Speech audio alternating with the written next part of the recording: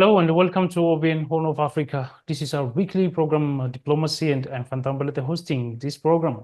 Today, in this edition, we will be discussing diplomacy in the Horn of Africa and the contentions in the Horn of Africa, how it is solved, and how the countries in the Horn of Africa are cooperating to address the conflicts in this region. To discuss this issue, I'm joined by Professor Noah Midamba, Professor of Defense and Foreign Policy, former Vice President of Kent State University in the US, current Chairman of Moi University Council, and Senior Associate of Global Center for Policy and Strategy. Till the end of our program, stay tuned. Thank you for joining me and for your time as well. Thank you, Beleter. I'm very happy to join you for this special program. Professor, would you tell us a bit about yourself before we dive into our discussion, please? Beleter, I spent 40 years in the United States, and I graduated from Graduate School of International Studies at the University of Denver. I work as in the cabinet of Governor of Washington State. I had the opportunity to serve on the national U.S. national security. I also have served as a consultant with major companies like Maryland Realty. Became vice president of Kent State University before I moved to Kenya to become vice chancellor of KCA University. And now, of course, I'm serving as the chairman of Moi University and also very, very active with Global Center for Policy and Strategy, which is a think tank that is thriving and growing very fast. Would you tell us the diplomatic relations and cooperation between Kenya and Ethiopia before going to other countries, please? Yes. Before I do that, my friend Beleter, I want us to think about the global world and how the continent of Africa fit in. The continent of Africa, as I constantly describe, is the largest island in the world because it's surrounded by everybody. We only have a little connection to the Middle East, but otherwise we are a huge island. And therefore, the whole world revolves around us. The US, Europe, Asia, Australia, everybody is around us.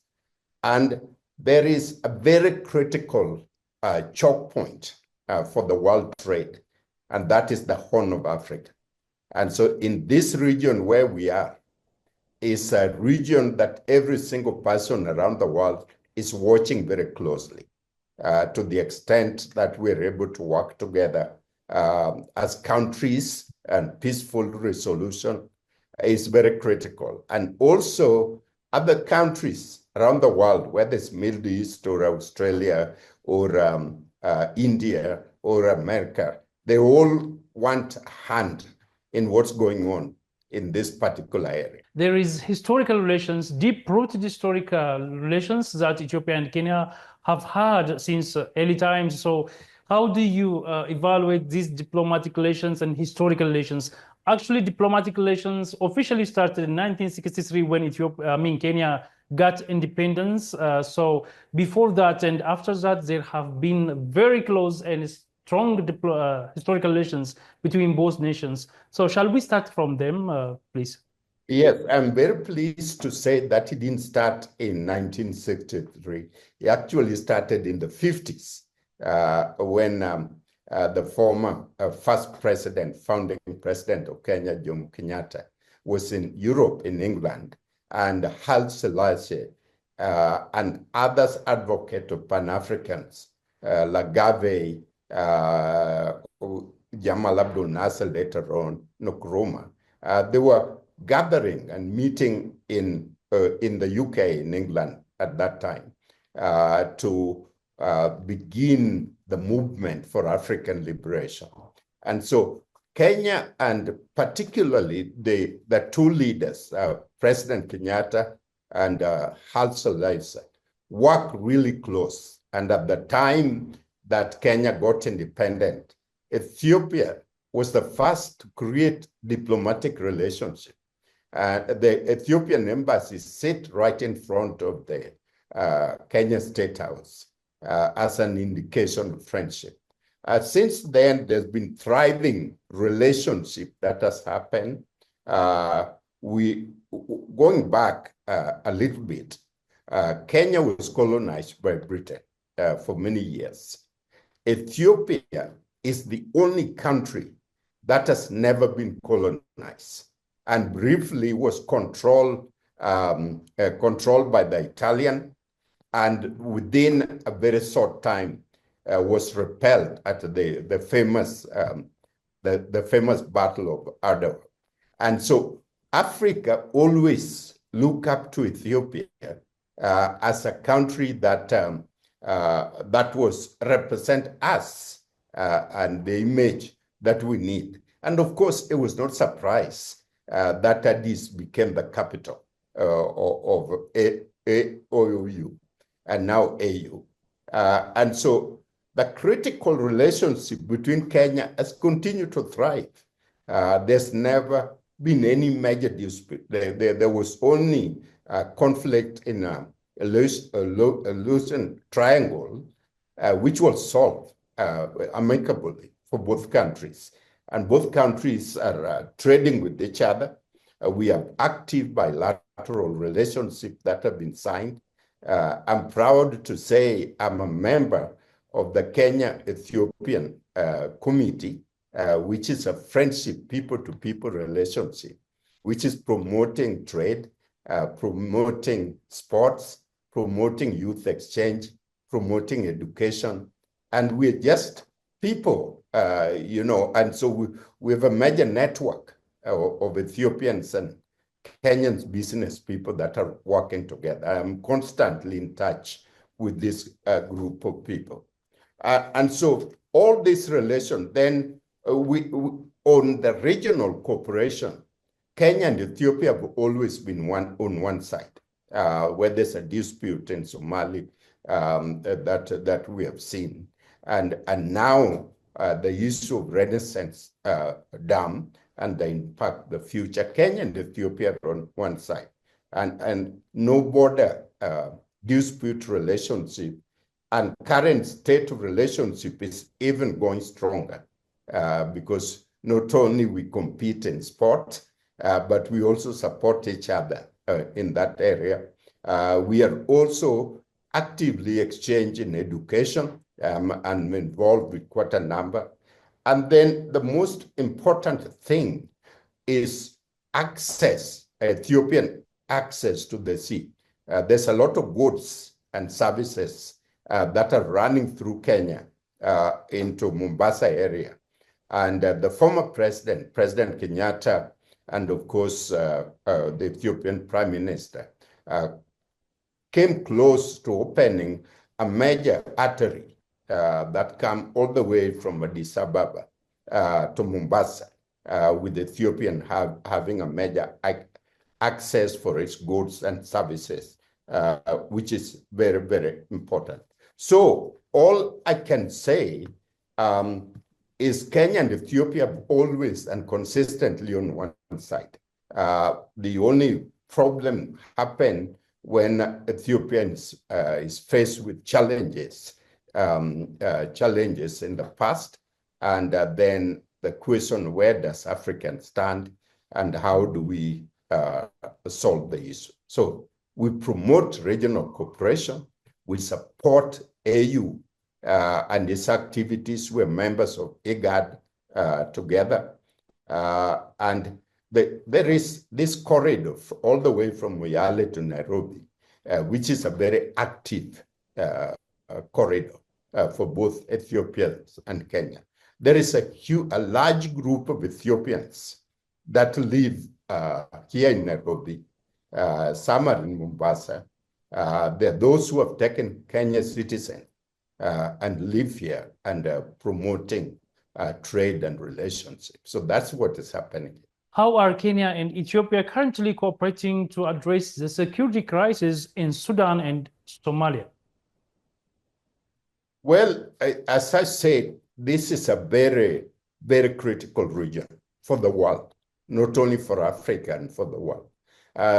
There can be problem in West Africa, and it doesn't impact the rest of the world. There can be problem in South Africa, it doesn't. But the east of Africa and coming north to the Horn of Africa is a critical area for the world, the focus of trade, focus of diplomatic relationship, focus of potential major conflict are all happening here. And there is a significant flow of arms of all kinds from the rest of the world that are coming to this area. So there is a huge stake that we must watch very, very close as policymakers, as scholars, and all kind of people. We must manage ourselves, number one. And then we must manage the impact from the rest of the world. When it came to AU, our candidate lost, but we campaigned very strongly for Honorable Raila of Kenya because of his stature and his role and his history and his focus on African, not only liberation, but African voice, because the world has changed. Trump is out there, potential major flashpoint between Ukraine and Russia, flashpoint in the Middle East, a flashpoint between US and China. And therefore, we must have a very clear voice as a region, the region of including the Horn of Africa. So this is where we are. And Ethiopia consistently and Kenya has been on one side. Thank you again. What role has IGAD been playing in resolving conflicts, and what is it doing right now to solve these conflicts in Sudan, in Somalia, and in the Horn of Africa as well? Well, unfortunately, there are too many hills to climb. I call them hills or valleys to climb in Africa. What perfectly makes sense for us does not make sense for the rest of the world. And I teach a class every Sunday that consists of 70 students from 16 African countries, including Europe all the way to Japan. They're in my graduate classes. The issue is, and what I said consistently, Putin does not wake up in the morning and go to bed thinking about Africa. Trump does not wake up and go to bed thinking about Africa. The chairman of China does not wake up and think about Africa. They think about their people. And therefore, unfortunately, the rest of the world would like to use Africans as a surrogate to promote their interest.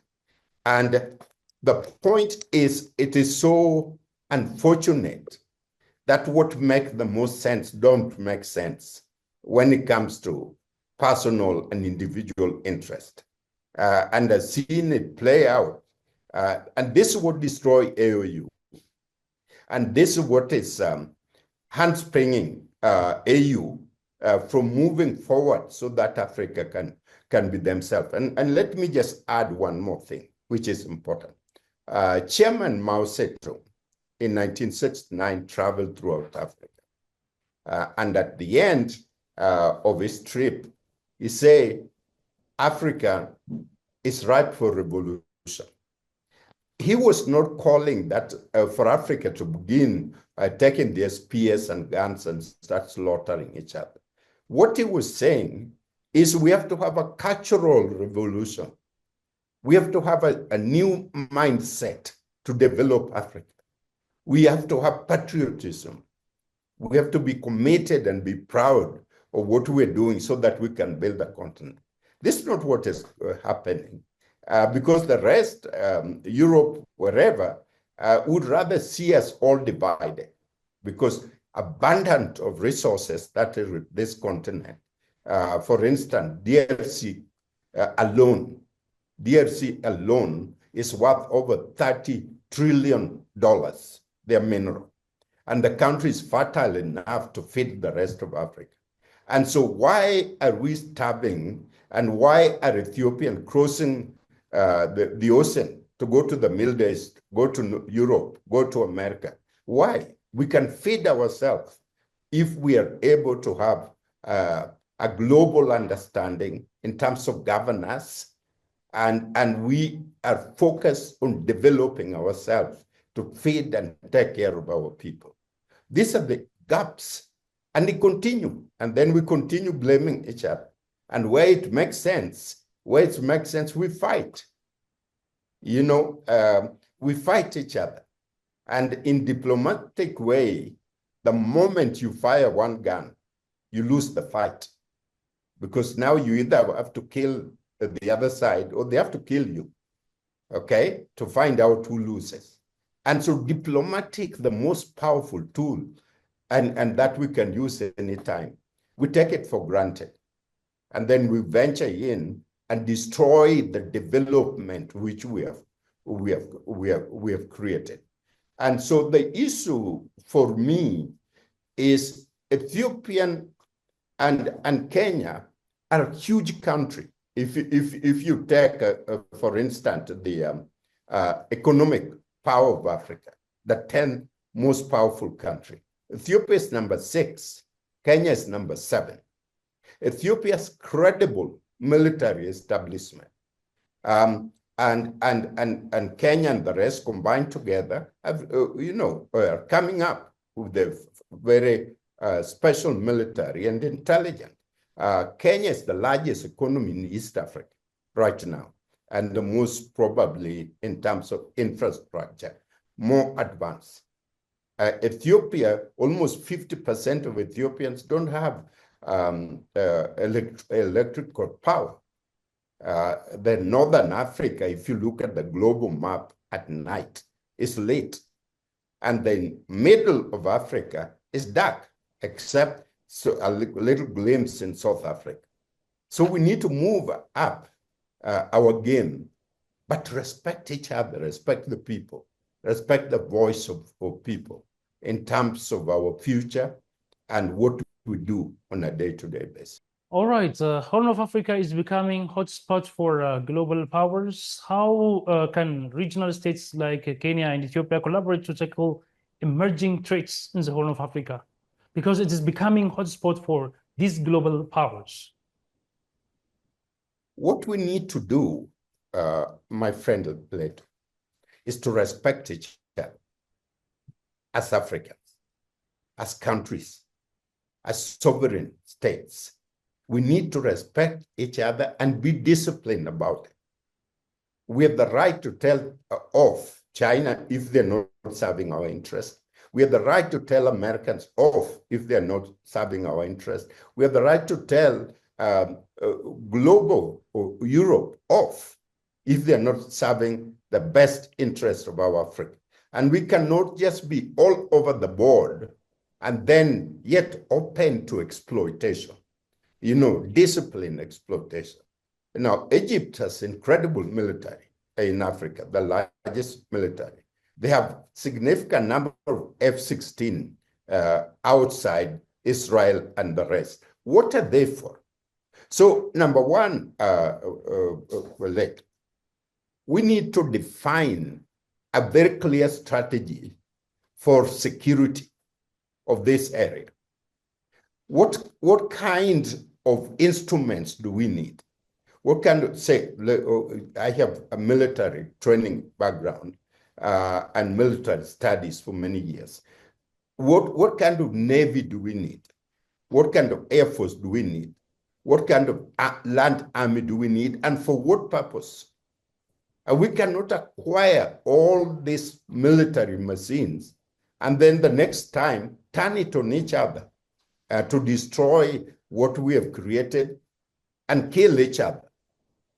So if you see the DRC Congo, DRC is one of the worst situation in the world, because it should be one of the richest country in the world, but is considered one of the poorest country in the world because of the outside control and influence. Everybody have a beachhead. The people with airstrip, they're taking gold, diamond, fine mineral resources, which Trump need and everybody. They're all taking it at cost. Russians are grabbing Sudan and taking all the gold in the idea of protection. And then you promote people like Al-Shabaab. Al-Shabaab is not serving the best interest of Africa and the best interest of themselves. They're serving the interests of outsiders.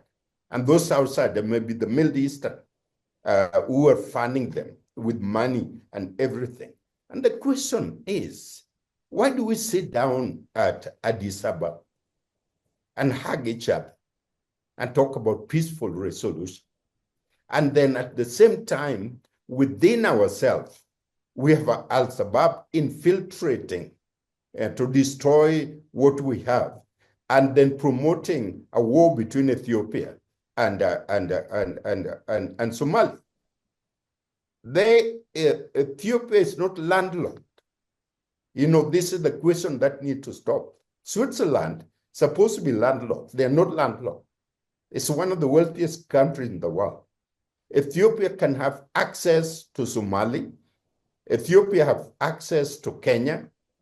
And through negotiation, not fight, not going in with the military, that will not work. It will never work. And I've been one of the strongest advocates that said, let's use diplomacy. Let's make sure. And then we'll talk a little bit about the Renaissance Dam. Egyptian military should not be built to come and take over and destroy Ethiopia. That is one thing Africans cannot accept as a group. So I'm saying peaceful, consistent strategies for security, for intelligence, for development. Development means food, basket of food for people. It means infrastructure. It means education, because a country without education cannot grow. So we have to promote education from primary all the way to tertiary education. And then we have to understand how to learn from each other, the model we are creating.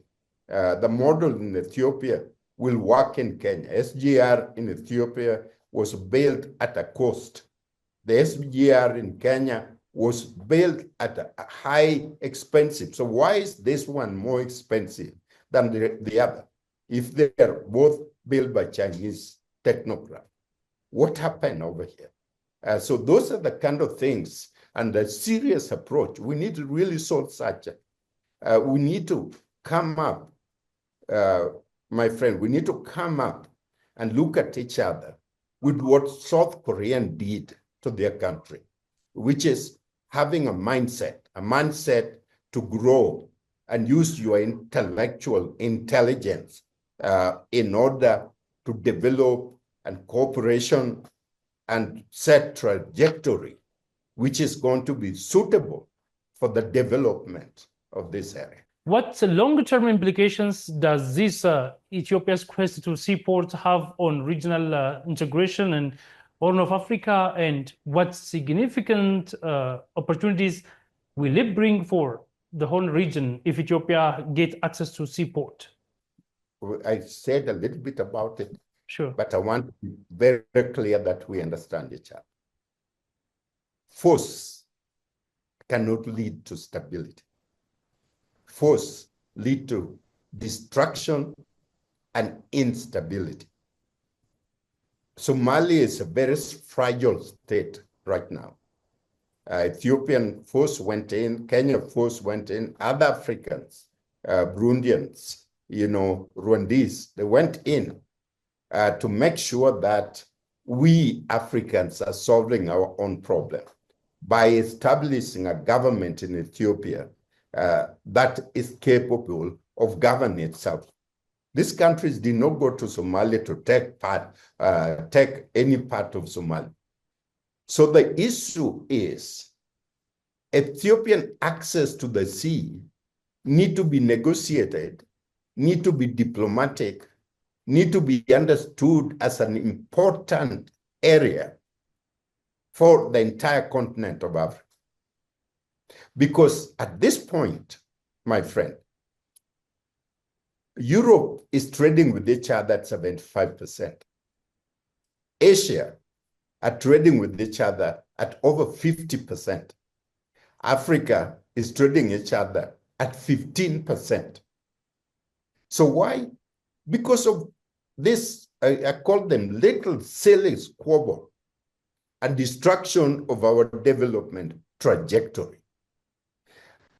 It is very, very important for Ethiopia as a country, the sixth largest economy in the continent of Africa, to have access to the sea.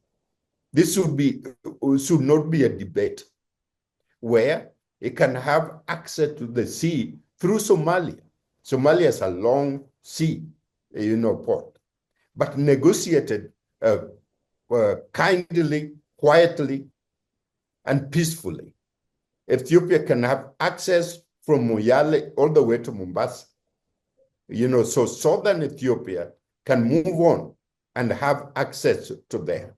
So those are very, very important problems. It is Asmara was blocked, but eventually there can be a negotiated settlement so that Asmara, controlled by Eritrea, can still have Ethiopian access to the sea. This is how development come about. But any inkling of instability, of force, will bring really some ugly interests from around the world who are not interested in what is happening and peaceful resolution to Africa. That's what we're watching in Sudan right now. All those the Russians and everybody over there, they're not. Djibouti is almost auction off. Everybody is there. Everybody has an anchor in Djibouti. Why are they there? To control the seagoing, the Middle East. And that becomes very important. Djibouti is our brother. They're a country in the Horn of Africa. And so we have to treat them that way. They have to be part. Now, the diplomat from Djibouti has become AU chair. We need security strategy. We need development strategy for our area that is understood. We need long-term development. And that's what AU need to stand for. That's what AU every single day need to do. Communicate with us, allowing people to converge together, not to hug each other and make promises, but tangible development, which are substantively achievable. Ethiopia and Kenya were the founding members, and how is it acting, and what should be, a recommendation for this AU for solving conflicts in the Horn of Africa and Africa in general, and how is it acting? Can we talk about this? Yes. Here's what really needs to happen. The founding fathers, which include Selassie, include Kenyatta, include Jamal Abdel Nasser, include Nkrumah, and many, Julius Nyerere of Tanzania, and many others, had a vision, unite Africa. Africa must unite. And the whole idea of the uniting Africa was not only the people of Africa, was also uniting descendants of Africa who are now living in Americas, South and North America, and Europe, bringing them back together in the Caribbean to work with us really to create Pan-Africa such that we are able to exchange goods and services. We're able to be guided by our elite technocrat engineers, medical doctors, and all that. And from the Nyerere group, which I like, Nyerere group was advocating for regional development. Let's bring the regions together because uniting Africa is easy to say than done. We are divided. We are divided by ethnic groups, by tribal groups. We're divided by former colonialists, their Anglophone, Lusophone, Francophone. All those are division, and there's very serious division. And therefore, we need to start from, say, the East Africa community, the Southern Africa base, the West Africa base, and unite us and be very serious about our development in those areas. And then support African Development Bank, support AU, and commit to the growth of AU as strong as Europeans have done. That does not work as well because in the middle of which, when you look at the headquarters of AU, was not built by Africans, built by Chinese. So why is China coming to build the headquarters of Africa when Africans have enough resources to build that headquarters? I'm just raising questions. Why Ethiopia is able to build the Grand Renaissance Dam mainly by Ethiopian resources and all others, while others are built by all other people. The issue when Kwame Nkrumah first built his dam in the country, he said he didn't want any engineers from Canada, from everywhere, that were coming to help him. He wanted that dam built by Ghanaians. So they went around the world seeking to find Ghanaians engineers, and they brought them back. They built the dam. And I can tell you, years later, the maintenance is done by outsiders and not by Ghanaians. Ghanaians engineers are in America. They're in Europe. They're elsewhere. That flight has to stop. We have to create a stable environment for people like me coming back to South Africa. It was not an easy.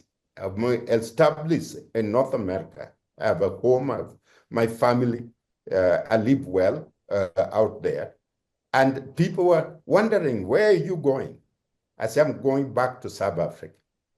And so I came back, and a number of us who have come back, and some people have their 1 feet here, one in North America, one in Europe, and all that. We cannot do that. We must look at the model of China and where China is coming from, and where South Africa and where Singapore has come from. They were all over Europe, all over United States, but they went back and they built model countries. And same now, model countries is coming to assist Africa. So where is Africa? Where is patriotism? Those are the issues that we must deal with. Thank you, Professor. You have touched idea of GERD and its importance and why some countries are having complaints about this Grand Ethiopian Renaissance Dam. Yeah. How do you see the benefits of Grand Ethiopian Renaissance Dam for the Horn of Africa and for Africa in general? Massive. This is one of the grandest development in the continent of Africa. This is the longest dam, in the continent of Africa, built by African people, mostly Ethiopians engineers, and of course, some Italians that join in. But so this dam has a potential not only to supply the entire Ethiopia, or about 55% of Ethiopian lack energy. They live in rural area in other areas where they have no access at all to energy. they have a potential, this dam, when it's fully done, to supply portion of Sudan, and also looking at Somali and northern Kenya. It is one of the best things that has happened in the continent of Africa. So people must look at this dam as an addition, major value addition to African development trajectory. It is not only Ethiopians, but Egyptians will benefit. The Sudanese will benefit, because as the Nile flow to Egypt, the Aswan Dam, which is a collecting point for the water, has very high evaporation, because it is much, much hotter as you move down to Egypt. And over in Ethiopian island, it's cool. So you are preserving a large body of water and then letting it flow down to Sudan to allow for agriculture development. And when it reaches Egypt, development in most way. And let me go back. The history of Nile River was in 1928. I think it's 1928, 1929. The British basically gave Nile River as an entitlement to Egypt. And the idea, as I said, the Mid East is a choke point for development. And so to police Egypt, they have entitled to the river called Nile, and the only river that flows north. But the resource where River Nile is coming from, they have no role at all. Kenya has no role, Uganda has no role, Ethiopia has no role, Tanzania has no role. And so we are not supposed to have used the river for irrigation in order to promote development. We are not supposed to use it as a power source, you know, in Uganda to develop irrigation. And over years, Egyptians have become entitled, you know, entitled to River Nile. It's ours. And at time, of course, it was said, you can't have Egypt without Nile, or Nile without Egypt. Those are the kind of thing. That kind of statement must stop. It's not realistic. This is not 1928. This is 2025. We are all independent countries. We are all making judgment about our future and where we are. And Egypt cannot threaten to use their F-16 to come and bomb this great dam, which is the grandiose, one of the grandiose of Africa development. And Africans will have a hard time standing in front of AU or going to United Nations and say that was okay. You know, we cannot accept it. And therefore, there needs to be a thorough understood what role does this river, their source on the Ethiopian island and also Lake Victoria, what role does recipient countries play, and what are their rights and all that? That's ought to be negotiated. So Aswan Dam is not just a grandiose dam. It is going to support development, food security. It's going to bring cooperations among the countries that are around. And we need to put it on the agenda and close that chapter, not just talk about it and then melt out, and then 5 years later come and say, now we're ready to fight. That is where I'm coming from. What is your vision for future collaboration of Ethiopia and Kenya in security, trade, and infrastructure development? I think what we have done is just the beginning. We need to penetrate deeper into each other and say, Kenya produce coffee, Ethiopia produce coffee. what does Kenya produce that Ethiopia don't have? What does Ethiopia produce which Kenya don't have? And then we need to go into collaboration. One collaboration taking place is Safaricom, which is a Kenya-based establishment. It's helping Ethiopian communicate better. We need to get into education system, particular digital education, where an Ethiopian university, Kenyans will have access to it everywhere, and to East Africa, like what I'm doing right now, the Kenya university system work. We need to understand what are those curriculum, how do they affect the children, and teacher education, technical education. We need to develop the infrastructure with having quick access to each other, not only each other's capital, and where the center of trades and also center of agricultural system, so we can supply fresh food at every corner of our countries. Ethiopia and Kenya need to be a model example for the rest of Africa. Peaceful, trading with each other, working with each other diplomatically. Their people-to-people access to each other's capital without any distress. Ethiopian airline, by the way, is the only profitable airline in the continent of Africa. That technology can be supplied to the East African. I know we are already collaborating.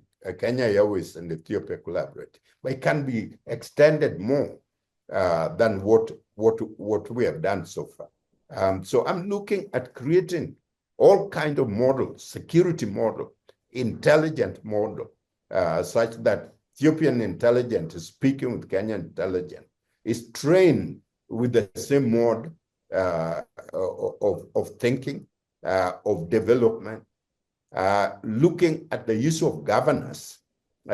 So you cannot repress people, but you're looking at Lincoln model government of the people, for the people, and by the people, and let the country develop based on people's freedom and ability to be able to grow and contribute fully to each of our countries. Thank you very much. Is there any message you would like to share to viewers watching us, Professor? I just like to say I'm so proud of my friends in Ethiopia who watches the programs constantly. Whatever I do here in Kenya, they watch it all the time.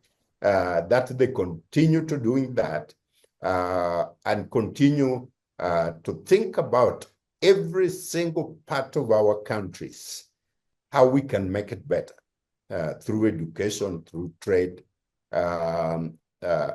trade and investment, the digital economy, how we can get it to every part of our countries, and make sure that village people are part and parcel of the development taking place.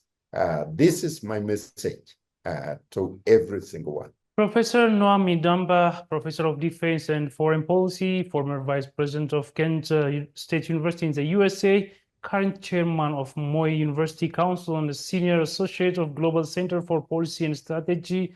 I really appreciate you for these wonderful insights on diplomacy in the Horn of Africa and in Africa in general. Thank you, my friend. You are most welcome. Dear our esteemed viewers, you have been watching our weekly program, Diplomacy. Thank you for watching this program and stay connected with other programs of OPN, Horn of Africa.